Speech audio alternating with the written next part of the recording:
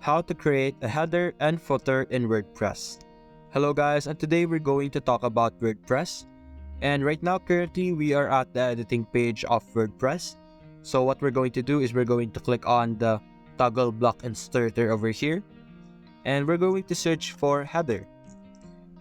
As you can see here, we have a lot of header options that we could choose from. We already have an automatically created header template over here. You could simply choose what type of header you would like to have. For example, this one, we're going to click this, and this header would appear on our page. Now you could simply edit the location of this. We could click on this arrow over here to make sure that it is on the very top, just like that.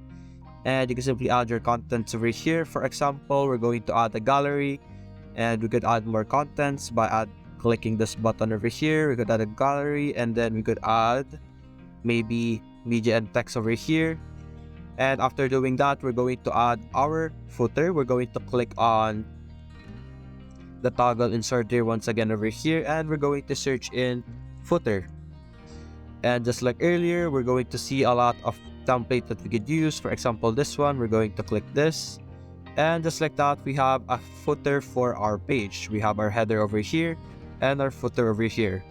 And that's it guys. Hope you enjoyed the video. Thanks for watching.